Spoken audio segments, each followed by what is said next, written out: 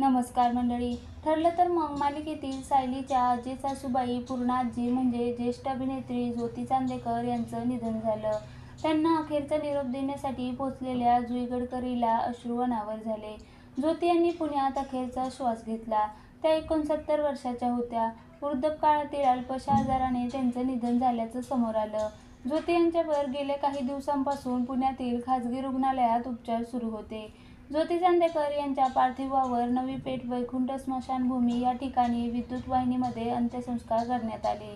त्यांची मुलगी तेजस्विनी पंडित हिने सर्व विधी पार पाडले.